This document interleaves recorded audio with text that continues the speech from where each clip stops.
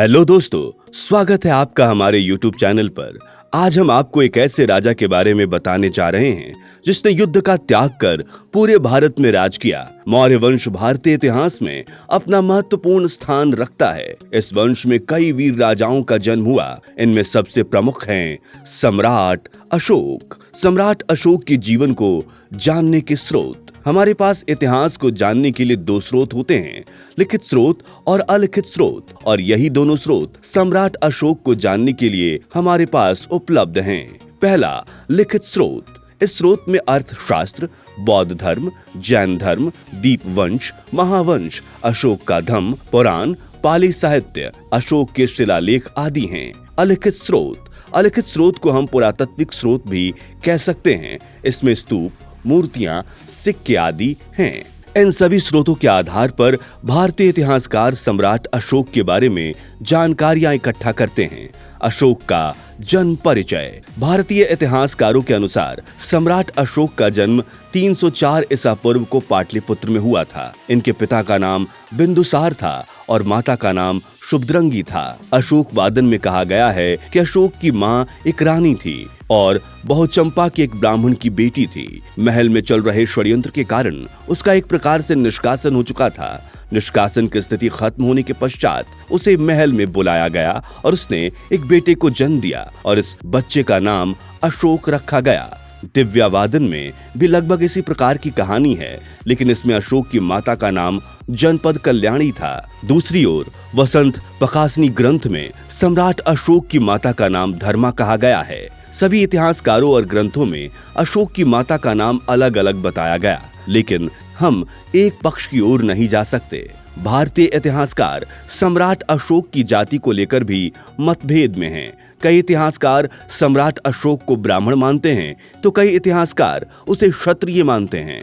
यहाँ तक कि कई इतिहासकारों ने तो अशोक को शूद्र का बेटा भी माना है। सम्राट अशोक राजा बनने से पहले अपने पिता के समय उज्जैनी का गवर्नर था और उसने इससे पहले तक्षशिला के विद्रोह का दमन किया था। अशोक की पत्नी का नाम दीपक और महावंश में सम्राट अशोक का वर्णन किया गया है। इन ग्रंथों में लिखा गया है कि अशोक को देवी नाम की एक स्त्री से प्रेम हुआ था जो विदिशा के वैश्य की बेटी थी। अशोक को देवी से दो संतान की उत्पत्ति हुई जिनका नाम संघमित्रा और महेंद्र था। अशोक की अन्य पत्नियों की भी चर्चा है। इलाहाबाद कौशल स्तंभ अभिलेख में उनकी पत्नी कारुवाकी के द्वारा दिए गए दान का उल्लेख है।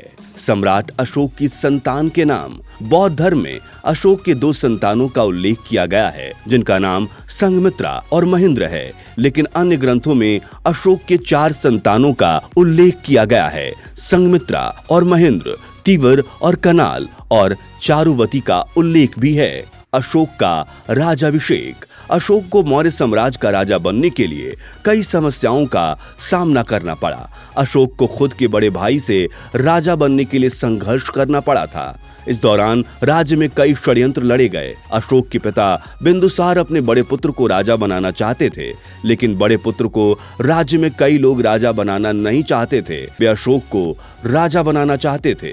अशोक का शासनकाल। अशोक ने लगभग 273 ईसा पूर्व से 233 ईसा पूर्व तक शासन किया। सम्राट अशोक ने अपने शासनकाल के दौरान 262 ईसा पूर्व में कलिंग का युद्ध लड़ा था और इस युद्ध में उसने विजय प्राप्त की थी। कलिंग के युद्ध में बहुत बड़ा नरसंहार हुआ था। अशोक दूसरे दिन उठकर रणभूमि में पहुंचा। उसने देखा कि लाखों लोग वहां मारे जा चुके हैं, कई बच्चे अनाथ हो गए हैं। इसे देखकर वो बहुत दुखी हुआ और उसने निर्णय लिया कि वो कभी युद्ध नहीं करेगा और अपने राज्य में किसी को भी युद्ध नहीं करने देगा। अशोक ने बौद्ध धर्म से प्रभावित होकर धर्म को अपना लिया।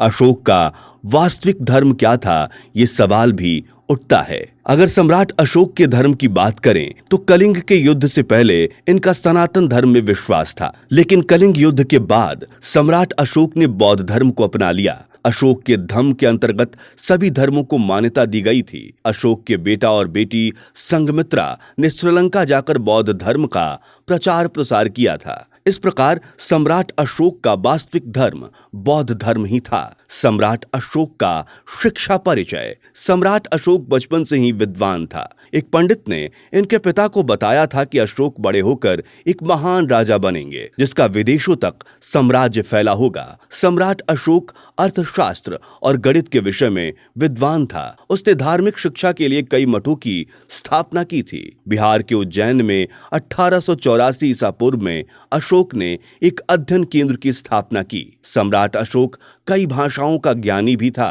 उसके साम्राज्य में कई विद्वान रहा करते थे। राजा अशोक का साम्राज्य विस्तार। सम्राट अशोक का साम्राज्य उसके दादाजी चंद्रगुप्त मौर्य से भी ज्यादा विस्तृत था। सम्राट अशोक का साम्राज्य भारत से लेकर विदेशों तक स्थापित हो गया था। बौद्ध धर्म के अनुसार अफगानिस्तान, श्रीलंका, नेपाल, भूटान, म्यांमार तक सम्राट अशोक का साम्राज्य था। मौर्य वंश में सम्राट अशोक ही एकमात्र ऐसा राजा था जिसका साम्राज्य दक्षिण भारत तक फैला था। इतिहास में सम्राट अशोक का धर्म सबसे ज्यादा लोकप्रिय है। कलिंग युद्ध के बाद अशोक ने बौद्ध धर्म को अपना लिया था और इसमें नैतिकता की बात कही गई थी, जिसे अशोक ने धम्म का नाम दिया था। धम्म अभिलेखों का व्यवहार, जिसे सम्राट अशोक ने धम्म लिपि कहा। अशोक के राजाभिषेक के 12 वर्षों के बाद और उसकी राजगढ़ के अंत तक सभी देशों में अशोक के धर्म का प्रचार प्रसार किया गया था। अपने धम्म में सबसे प्रमुख तत्व अहिंसा को रखा गया था। नैतिक आचार और सामाजिक दायित्व धम्म के प्रमुख तत्व थे। धम्म में जन कल्याण, पशु बलि पर निषेध, सार्वजनिक स्थानों पर पेड़, रास्तों में दवाखाने का निर्माण, सभी धर्मों का सम्मान की बात कही गई थी। अर्थशास्त्र में धम्म विजय चर्चा भी की गई है। रोमिला थापर ने अशोक के धम्म नीति को एक राजनीतिक और साम्राज्यवादी नीति माना है। रोमिला थापर का मानना है कि शुरुआत में अशोक को सभी धर्मों की मदद नहीं मिली थी, इसलिए उसने अपने को लोगों के बीच प्रिय करने के लिए धम्म का प्रचार प्रसार शुरू किया। उनका मानना है कि बौद्ध धर्म और अशोक के धम्म में कोई अंतर नहीं है, लेकिन दोनों को एक ही धर्म नहीं कहा जा सकता। अशोक के धम्म में नैतिकता, अष्टांगिक मार्ग, मौलिक संदेश का उल्लेख मिलता है। सम्राट अशोक की स्थापत्य कला। अशोक ने अपने पूर्वजों की तरह स्थापत्य कला में भी अपना महत्वपूर्ण योगदान दिया। अशोक की स्थापत्य कला का सबसे महत्वपूर्ण उदाहरण सांची का स्तूप है। भारत के मध्य प्रदेश राज्य के रायसेन जिले में स्थित इस सांची के स्तूप में बौद्ध के कई स्मारक हैं। नेपाल में सीता मंदिर का निर्माण सम्राट अशोक द्वारा कराया गया। सम्राट अशोक के साम्राज्य की राजधानी। सम्राट अशोक के साम्राज्य की राजधानी पाटलिपुत्र थी। उस समय पाटलिपुत्र उत्तर भारत का प्रमुख केंद्र था। सम्राट अशोक के शिलालेख। अशोक के लगभग 14 स्थानों से शिलालेख प्राप्त हुए हैं और इन शिलालेखों को पढ़ने में सबसे पहले सफल एक अंग्रेजी विद्वान जेम्स प्रिंस हुआ। इन्होंने ही सबसे पहले अशोक के शिलालेख पढ़े थे। दिल्ली का तोपरा स्तंभ, गिनार का शिलालेख, कालसी का शिलालेख, भरहुत का शिलालेख, भरबू का शिलालेख, अफगानिस्तान का शिलालेख, तक्षशिला आदि स्थानों में शिलालेख प्राप्त हुए थे। अशोक की मृत्यु। 232 ईसा पूर्व पाटलिपुत्र में अशोक की मृत्यु हो गई थी। अशोक की मृत्यु के बाद राज दरबार में कई षड्यंत्र रचे गए और जो भी राजा बनता था वह अल्पकाल तक ही टिक पाता था। मौर्य वंश का अंतिम राजा रामगुप्त को माना जाता है। इस वीडियो में आपको सम्राट अशोक के बारे में पूरी जानकारी इतिहास को ध्यान में रखते हुए दी गई है। सारी जानकारियां ऐतिहासिक शोध पर आधारित हैं। आप हमारे इस वीडियो को लाइक करें, शेयर करें और अपने कमेंट जरूर दें। साथ ही हमारे चैनल को अब तक सब्सक्राइब नहीं किया तो सब्सक्राइब कर लें और बेल आइकन